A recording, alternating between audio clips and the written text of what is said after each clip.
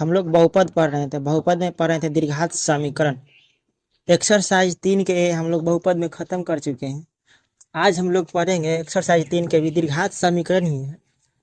आदि एक्सरसाइज 3 के बी में क्लास आज मेरा ये पहला होगा। तो भारतीय वन के बुक से मैंने क्वेश्चन लिखा है। स्टार के चिन्ह देने का मतलब कि मैंने अपना से लिखा है। समीकरण 6x² - 11x + 3 = 0 के विवेचक या विविधकर दोनों एक ही होता है। नाम अलग अलग है लेकिन काम इसका एक ही है। तो विवेचक के विविधकर कहें तो एक ही बात होता है। मूलों की प्राकृतिक निकालना है और चिन्ह बताना है। एक ही क्वेश्चन में हम लोग तीन बातों को समझेंगे। तो आइए देखते हैं।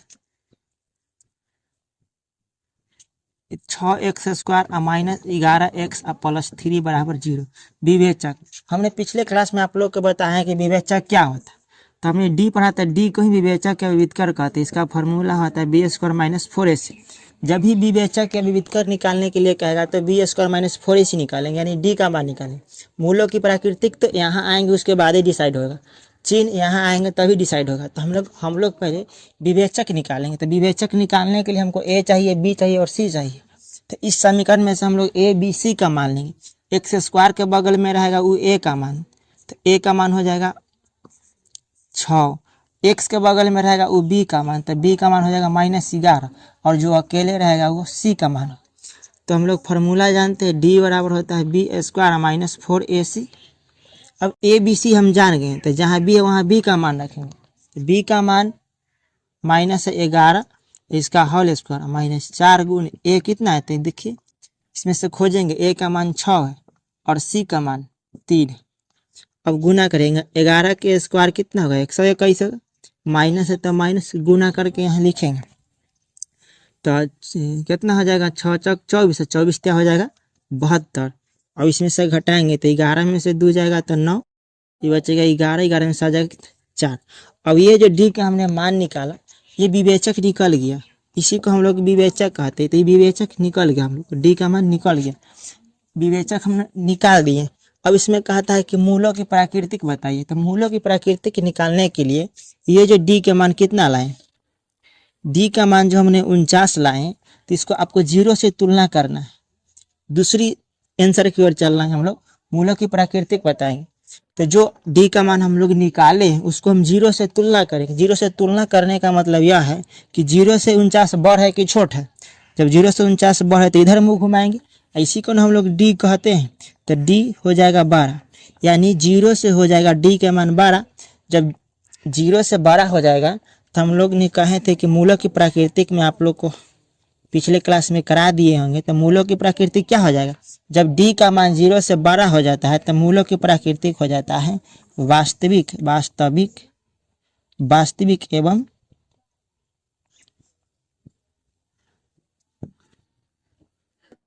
वास्तविक एवं असमान। असमान कहिए या इसी को हम लोग भिन्न कहते हैं। तो ये दूसरा आंसर मिलेगा। जब भी डी विवेचक के विविधकर की बात करेगा तो हम लोग मान की मूलों की प्रकृति की बात करेगा तो हम 0 से ही तुलना करेंगे। अब देखिए चिन्ह कह रहा है बताने के लिए ना, तो डी में हम यहाँ पर जो डी के मान हम यहाँ निकाले थे, इसमें हम चिन्ह देखेंगे। अगर माइनस आ गया तो ऋणात्मक, प्लस आ गया तो धनात्मक। तो चिन्ह बताने के लिए कह रहा है, तो चिन्ह क्या हो जाएगा आपका, चिन्ह हो जाएगा धनात्मक। चिन्ह क्या हो जाएगा धनात्मक। तो ये आपका तीसरा आंसर। पहला तो हम डी का मान निकाले, इसी से सब रिलेटेड था। अगर डी के मान 0 से 12 हो जाएगा तब वास्तविक एवं समान। आपको मन में डाउट होगा कि अगर डी के मान 0 से छोटा हो जाएगा, 0 से छोटा कहने का मतलब कि 0 बड़ा हो जाएगा।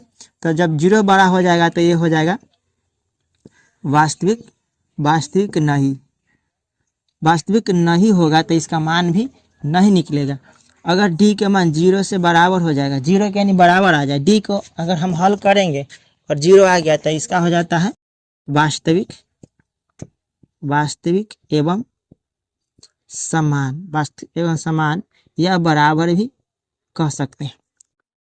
एक बात इतना जानिए गए हैं तो एक बात और जान लीजिए। कभी कभी कहेगा डी किसका निकलता है, मूल किसका निकलेगा, मान किसका होगा। तो मान उसी का होगा जो डी के मान 0 से 12 होगा या बराबर होगा, इसी का मान निकलेगा। इसका इसका मान निकलेगा, इसका मान निकलेगा और डी के मान अगर 0 से 12 हो जाएगा तो इसका नहीं निकलेगा, इसका मान जो होगा इसका मान नहीं निकलेगा, इसका मान नहीं निकलता क्योंकि ये माइनस में चल जाएगा। और जब माइनस में चल जाएगा तो डी के अंदर हम -3 रखेंगे और -5 रहेंगे तो ये होगा, ये इमेजिनरी नंबर होता है। तो इसीलिए डी का मान तभी निकलेगा जब डी का मान जो होगा 0 से 12 होगा या बराबर होगा। नेगेटिव में चल जाएगा तो इसका मूल्य नहीं निकलता। तो आज हम लोग एक क्वेश्चन से 3 क्वेश्चन बनाने का सीखें। तो मूल प्राकृतिक कहेगा तो डी का मान निकालना पड़ेगा, चिन्ह पूछेगा तो डी का मान आपको निकालना पड़ेगा, विवेचक कहेगा तो डी ही के मान निकालना। आज मेरा पहला क्लास था, तो आज इतना ही रहने देते हैं, मिलते हैं नेक्स्ट वीडियो में।